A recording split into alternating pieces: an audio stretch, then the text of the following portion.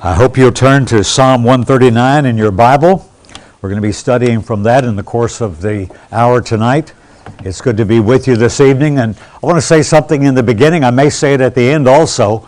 I presented some of these thoughts a few weeks ago at home, and after it was over, one of the men took me aside and said, "Why did you preach that?"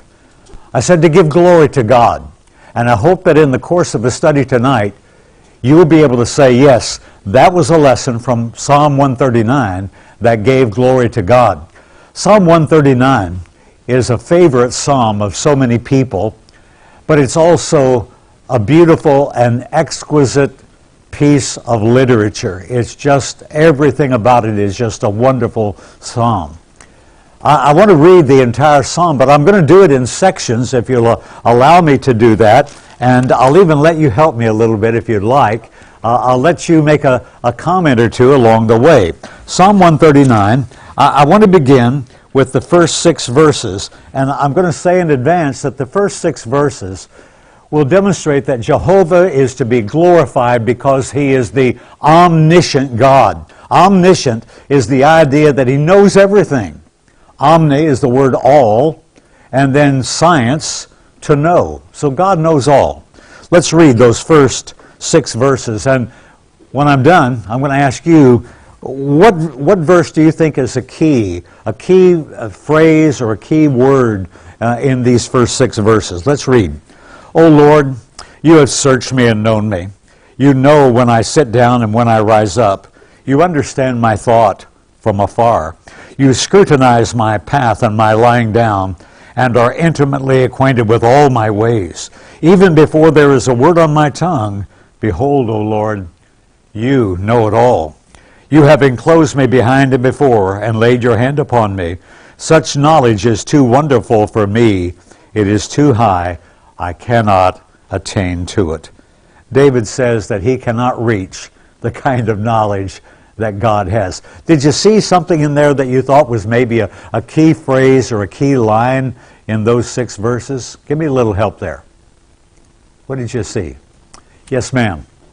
I would say the very first verse. Search me and know me. Yeah, that very first verse, you've searched me and known me. What does that tell you? That God knows everything about David. And God knows everything about you. He knows every circumstance of your life.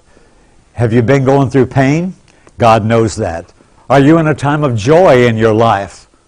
God knows about that too. A time of hardship. God knows everything about you. He knows your every thought and your every action. Then the next section I want to look at is verses 7 through 12. And again, I'm going to say in advance that those 6 verses, 7 through 12, God is to be exalted for His all-seeing omnipresence. And the idea of omnipresence, well, it's like omniscient.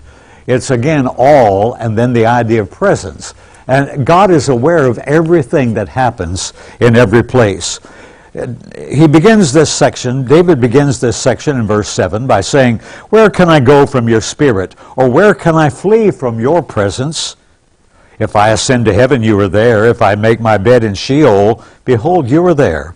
If I take the wings of the dawn, if I dwell in the remotest part of the sea, even there your hand will lead me, and your right hand will lay hold on me. If I say, surely the darkness will overwhelm me, and the light around me will be night. Even the darkness is not dark to you, and the night is as bright as the day. Darkness and light are alike to you." This is magnificent language. And here David even uses hyperbole to speak of God's presence. And that's a good thing, because you cannot be in a place where God doesn't know about your circumstance. God's presence can be with you wherever you may be, whatever you may be doing. Was there a verse, though, a line in that, a phrase that stuck out to you? Someone give me some help on that. Yeah, Randy.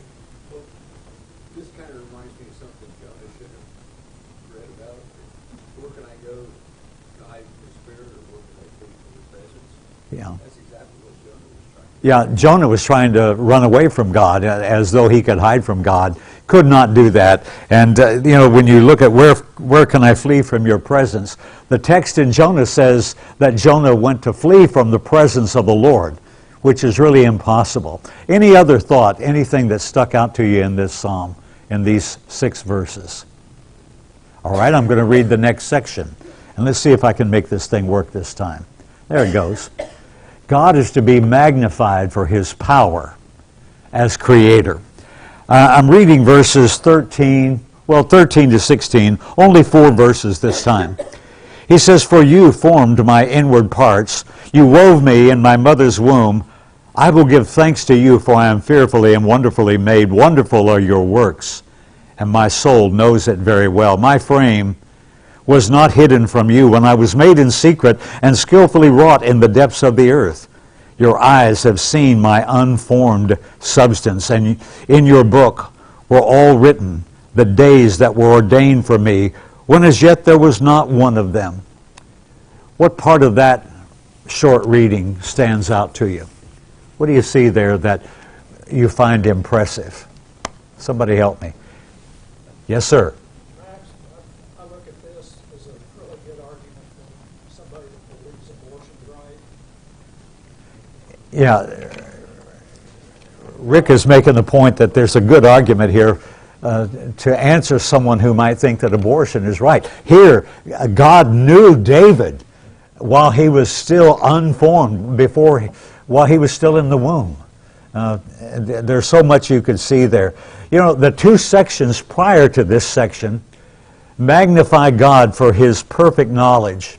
They celebrate God's thoughts, how that he knows our actions, and what's the reason for his wonderful knowledge of us? What's the reason? It's because he's our maker. That's right, one of the sisters said it. He is our creator. He's the maker of man, and man is made how? What did the Psalm say about how he is made? Fearfully and wonderfully made. Now, in the next 2 verses, here, how prized these thoughts are to King David. He ponders these things and thinks about how wonderful they are. How precious also are your thoughts to me, O God. How vast is the sum of them. If I should count them, they would outnumber the sand. When I awake, I am still with you. David expresses the value of God's thoughts to him, that every morning gives to David a fresh occasion to adore God. He speaks in the last line here, when I awake, I am still with you. I think David goes to sleep with thoughts of God. Other Psalms say that. And he awakens in the morning with these same thoughts. But then when we come to the next section, we might be shocked by the language, because here it's about enemies. And it's very clear that God's enemies were also David's enemies. In verses 19 to 22, "Oh, that you would slay the wicked, O God. Depart from me, therefore, men of bloodshed, for they speak against you wickedly," that is, against God. "And your enemies take your name in vain. Do I not hate those who hate you, O Lord? And do I not loathe those who rise up against you? I hate them with the utmost hatred. They have become my enemies." You see, just as God has gracious and precious thoughts toward those who are obedient to his will, God also has thoughts and purposes toward those men who persist in disobeying his will. Now, this doesn't mean that God hates the souls of the wicked. We know John 3:16, God loved the whole world. And God would love nothing more than to see these wicked converted, to see them turn from their wicked ways and to do what is right. And that would be David's desire also. But the point that he's making here, he says, these men have become my enemies. Enemies of God, or enemies of the man of God. And then the psalm closes with an appeal. And this, I think, is my favorite part of the psalm. It's an appeal to God to examine him, that is, to examine David's own heart. He says, "Search me, O God, and know my heart. Try me and know my anxious thoughts, and see if there is anything hurtful in me, and lead me in the everlasting way. He wants God to examine him, and that if something is wrong in his life, he wants to make change in that part of his life. You see, David does not want to be counted among those men that he's just spoken of, those wicked men. David knows that God knows all, and the great judge, he wants the great judge to search his heart, and if there's something wicked within him, he wants to change. Well, that's just a brief overview of that psalm. But for the remainder of our study, I want to zoom in on one statement where David said, I am fearfully and wonderfully made. That's Psalm 139 and verse 14. And reading that entire verse again, he says, I will give thanks to you, for I am fearfully and wonderfully made. Wonderful are your works, and my soul knows it very well. Another translation says, I will praise you, for I am fearfully and wonderfully made. When we look at ourselves, when we look at our own lives, when we look at our own bodies even, we see reason to give glory to God, to give thanks and praise to God. Over the past 15 months, what have we done? We've all talked about the coronavirus. We don't like it. We hate what it has done to us. We despise the restrictions that are associated with it. There's nothing about it that we like. But I would ask you this question. At any point, have we looked at the virus from a positive point of view with respect to our bodies that are fearfully and wonderfully made? We can't say anything good about the virus, but we can say something good about our own bodies made by God. And I think we can find something in this whole affair, and while we're maybe getting on the good side of it, we've still got a little ways to go. I think we can find something in this whole affair for which to give thanks. And I'll tell you what I think about Psalm 139. I think it's an invitation. I think it invites us to look at ourselves, and not just our lives, but he says, I am fearfully and wonderfully made. We should look at ourselves, how we're made. This psalm begs us, take a look at how you are made. Something fearful, something wonderful. You were made by your Creator, and you need to be cognizant of the wonderful things that he has incorporated within your makeup. And so that's what we're going to do for the next few minutes, and I'm only going to spend a very few minutes on this part of it. But I want to talk for a moment about your immune system. An immune system that was designed by God as your body's defense against infection. When germs, like the coronavirus or some other germ or bacteria, when germs invade your body, they attack and they multiply. Now, they might enter through your mouth or nose, but they don't stay there. They spread throughout your whole body, and the whole body is sick. But God has designed a system to fight against that. Now, it's this invasion of germs that causes illness, but God has designed an immune system to fight infection. You probably already know that your blood is made up of two basic kinds of cells. You have red blood cells, and the red blood cells, they circulate throughout your body carrying oxygen to various tissues and various organs within your body. That's their function, to supply oxygen. But then you've got the white blood cells. And the white blood cells are also known as immune cells. These are designed to fight infection. And God designed your blood that way. Don't forget that everything we're going to say in the next 6 or 7 minutes as we go through this part of the lesson is about how God has fearfully and wonderfully made your immune system. Now, the white blood cells, they are the heroes in the fight against infection. And you have 3 fundamental kinds of white blood cells.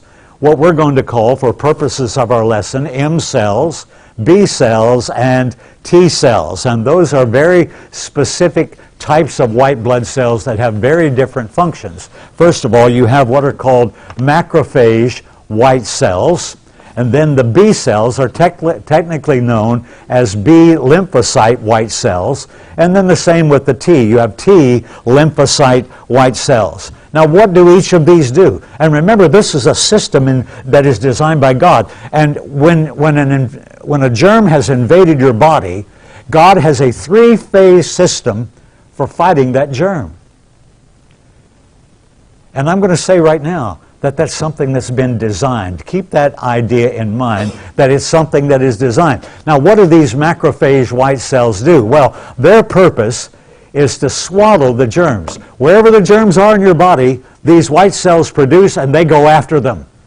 And they swallow them, they digest them, and they leave behind what are called antigens. And so the macrophage cells go to work and they digest the germs, and then when they're gone, here you've got these antigens that are left behind. Now your body looks at these antigens and says, okay, these things are dangerous. We've got to do something with them. And this is where the B cell brigade comes into play. Because what it does is produce antibodies that attack antigens, okay? And so here come the B cells. They attack these and they're producing antigens. They're destroying the antigens, producing antibodies throughout your body. And this is part of what makes you well. That's the second phase of your immune system. But you've got a third phase where the T lymphocyte white cells come into play. And these are what are called killer cells. And that's killer in a good sense, because what they do, these T lymphocyte white cells, they search throughout your body and they find the cells in your tissue and in your organs that have been infected, and they kill those cells that have been infected. And so you've got the T cells that follow the B cells which swallowed up the antigens and produced antibodies. So you got two things here that kind of sound alike. Antibodies, which are good, antigens, which are bad. The antibodies attack the antigens and destroy them.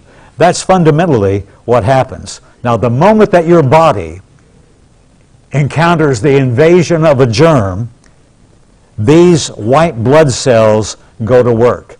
And it can take several days for them to be able to create the right kind of white blood cells, because you could have any number of different kinds of white blood cells. Why does it have to produce different kinds? Well, because every infection is different. Right now we're learning about strains of coronavirus that are different than we had a year ago.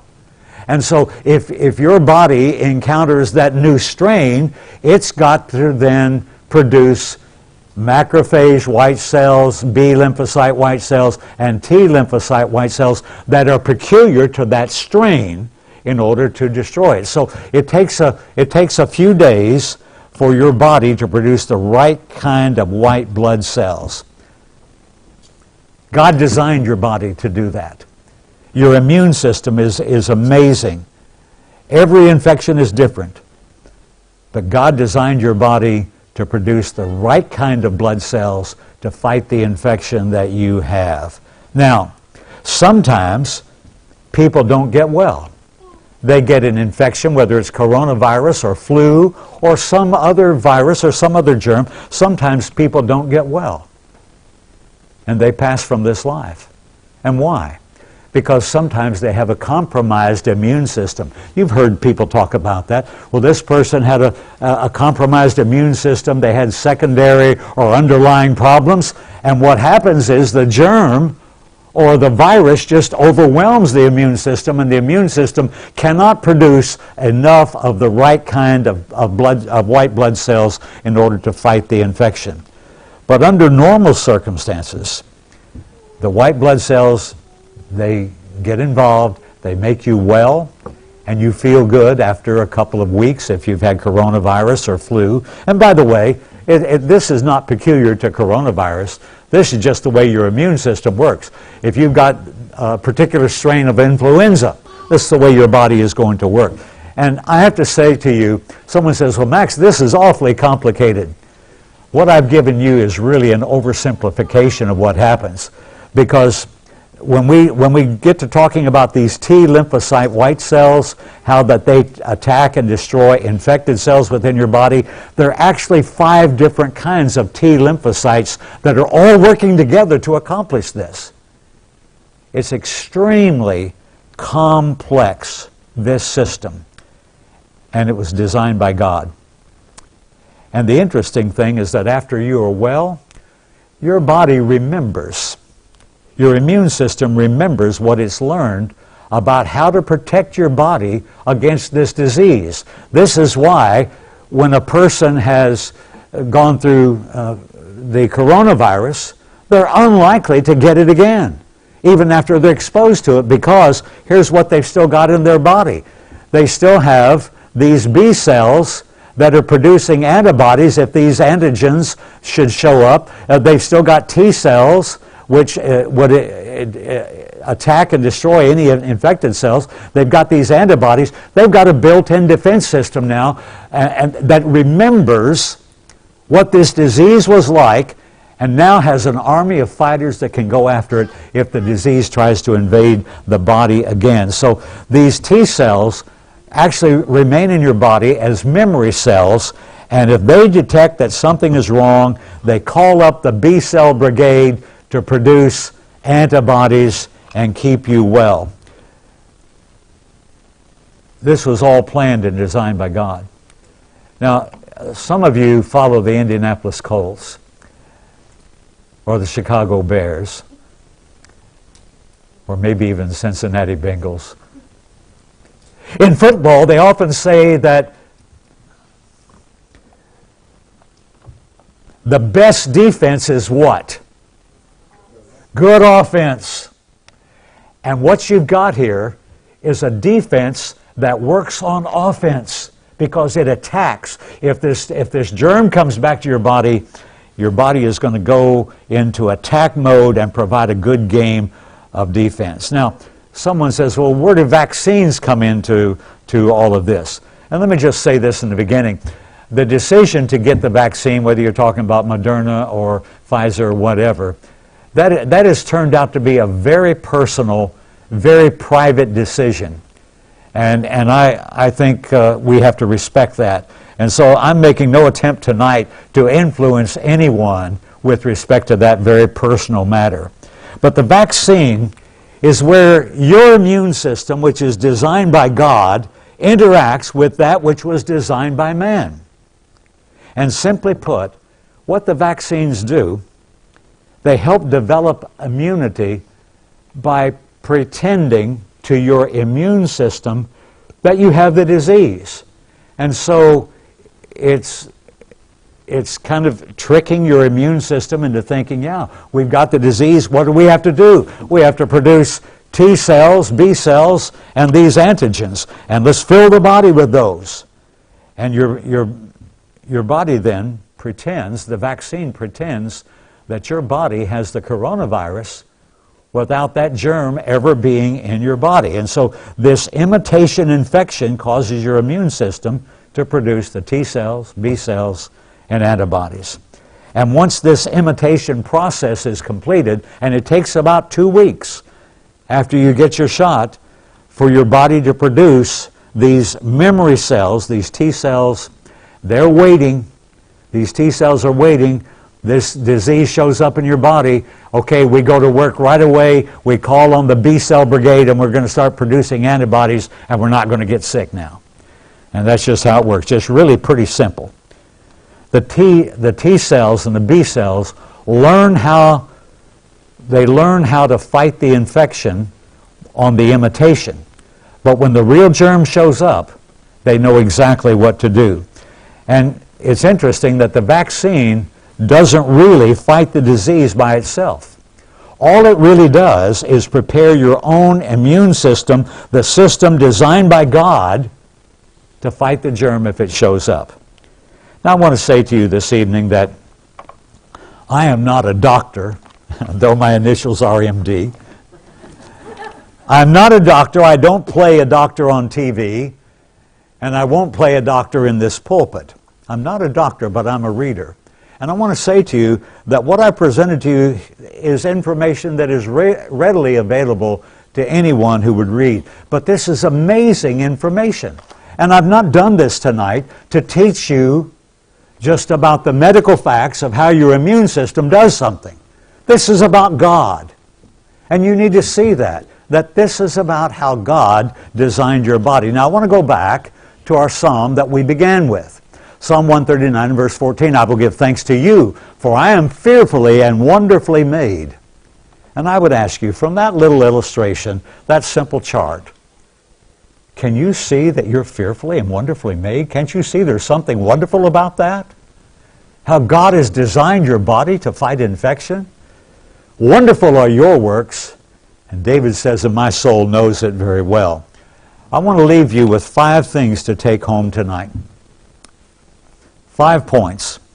And I would ask you, can anyone believe that such a complex immune system came into being by accident? It just won't work. This system shows careful design. And whenever you see design, what do you know is behind it? A designer, thank you.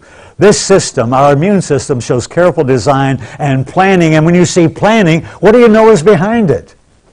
You've got a great planner, don't you? You've got something or someone that planned it. Listen, Psalm number 100 in verse 3 is an interesting psalm. You probably know the psalm. It simply points out who our Maker is. God is our Maker. Psalm number 100 and in verse number 3. It says, know that the Lord Himself, He is God. It is He who made us and not we ourselves. We are His people and the sheep of His pasture. In the middle line of that verse, it is He who made us and not we ourselves. He made us, we didn't make ourselves, and evolution didn't make us either. Because all these systems working together in our body, they all show careful design and planning. Random forces of evolution did not make us. And wouldn't it be nuts if someone went on TV, someone from Pfizer or Moderna, and they're on one of these news shows where they get interviewed and they stick the mic in the fellow's face and says, well, tell us about this new vaccine that you have designed and planned. Oh, well, it just sort of happened out of nowhere. We don't know. We never designed anything. It just happened. And people say, come on, tell me the truth. You know that months of planning and design and billions of dollars went into this work. No one believes that random forces, random materials just produced that vaccine. And yet, the vaccine must interact with a system that is far more complex than itself. Random forces, not a chance. And so, our immune system shows careful design and planning. And the sad thing is all across the country and around the world, our kids are being taught in school that it all happened by accident. Everything happened by accident. We're an accident.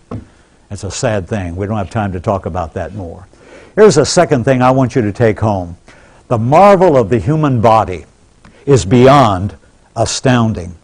Can you see how you were wonderfully made? We're amazed at these physicians and scientists who developed the vaccine. And it was developed in record time. Just over a year ago, there was a plan put in place to develop this in record time. And all over television, they laughed at the idea. It couldn't be done. Couldn't be done, not this year, not next year. It'll take 3 to 5 years, maybe 7 years to develop a vaccine. It can't be done. But these amazing scientists and physicians did it in like 9 months. Are we amazed at them? We ought to be. But we ought to be amazed at the great physician, the great scientist who developed our bodies. The human body is a work of a being far, far above anything that we know, far wiser than mere man. As we observe the workings of our own body, we're surprised and we're amazed at how our bodies are designed. We're amazed at what we discover. David, within his own soul, he knew very well about the wonderful works of God. When you look at that second and third line, wonderful are your works, and my soul knows it very well. I think it's interesting that David says, my soul knows very well about this. And yet, we know so much more than David. The science of anatomy and all the things related to it were unknown to men like David. But David knew enough to marvel at God's creation. That's what David did. And that tells us something about ourselves. We ought to marvel at the human body because it is beyond astounding. And then take this third thing home. Our hearts should be struck with awe and reverence. I think it's easy to understand what wonderfully made means. Our bodies are indeed a wonder. They're a wonderful thing. There's so many things to say about them. But what does he mean when he says, I am fearfully? I will give thanks to you, for I am fearfully and wonderfully made. What does he mean by that word fearfully? That word fearfully means to be struck with awe or even to frighten. And I think there's a sense in which when David looks at how he's made, there's a sense in which he's even a bit frightened at God. That a God who could make what we are is just beyond anything else that we know. We know so much more than David.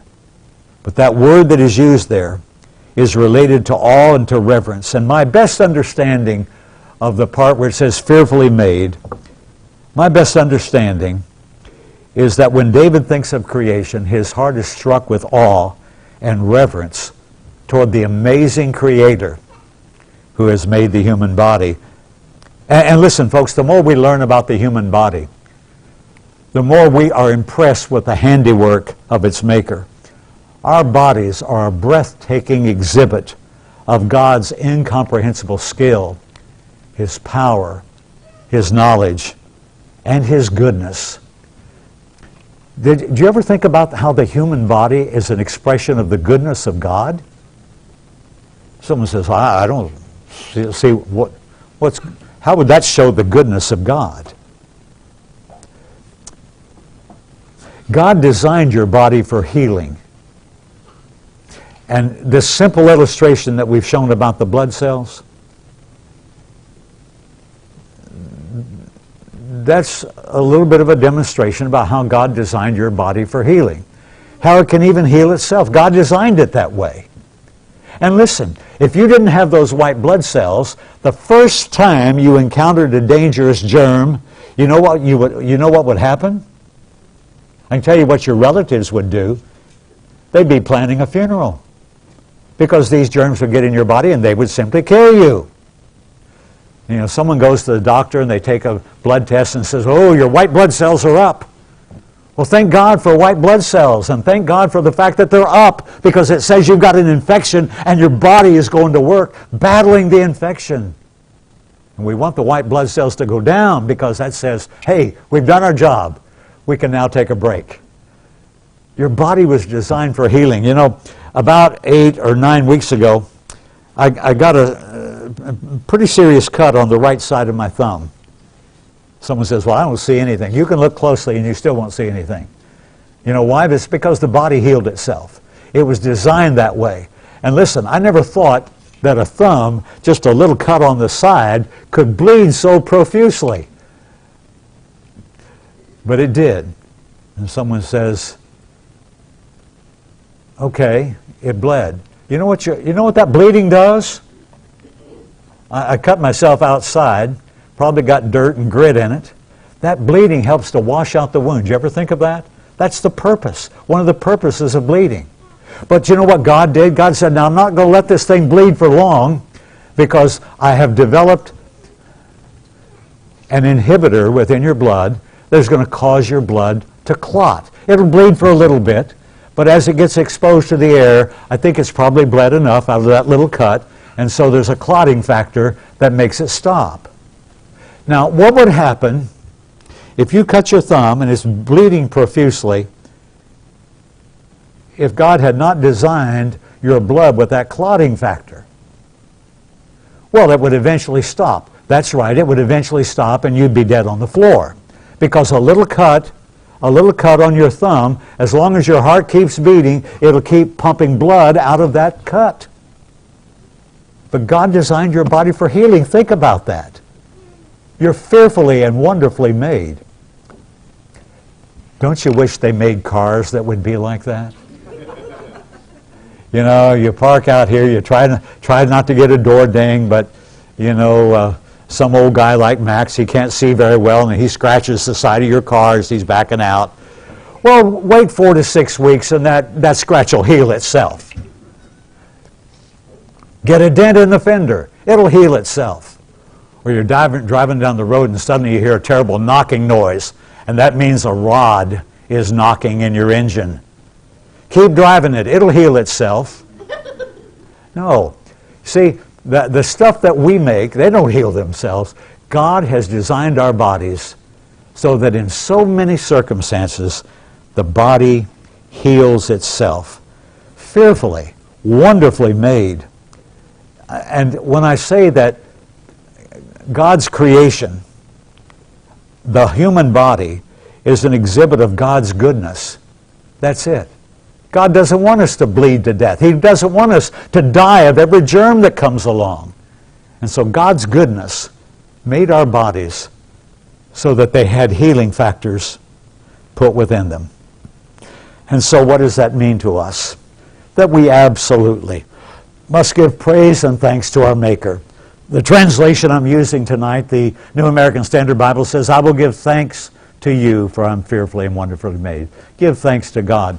The old King James Version says, I will praise thee, for I am fearfully and wonderfully made. God deserves praise, and God deserves our thanksgiving. That's David's point. And I said in the beginning, when we first began to look at verse 14, that this psalm invites us to look at the human body.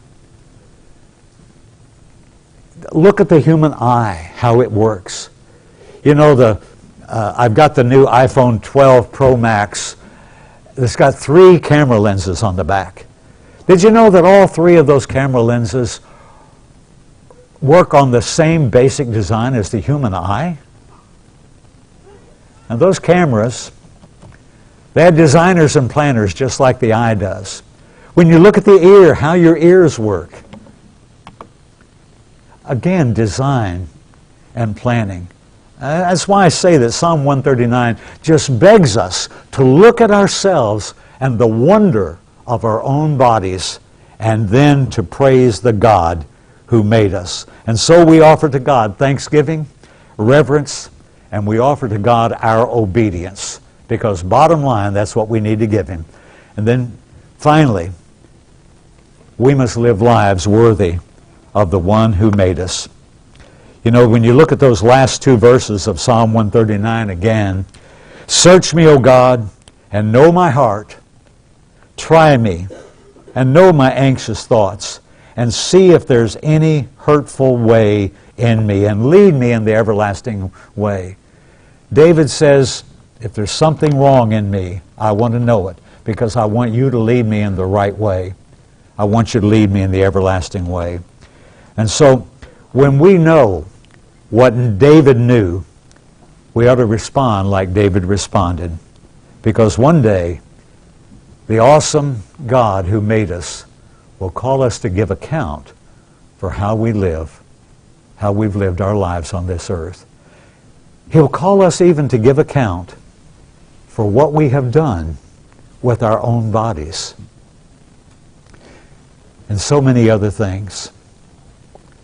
If tonight you're not ready for that day of account, you need to prepare yourself and do it now. If you're not a Christian, why not become a Christian tonight? If you're a Christian but you've wandered away and you've been living in a way that dishonors God, come back home. Give God the honor and praise and thanksgiving that He deserves, and He'll bless you for that. If you need to respond to the gospel call, we invite you to come now as we stand and as we sing. Brother?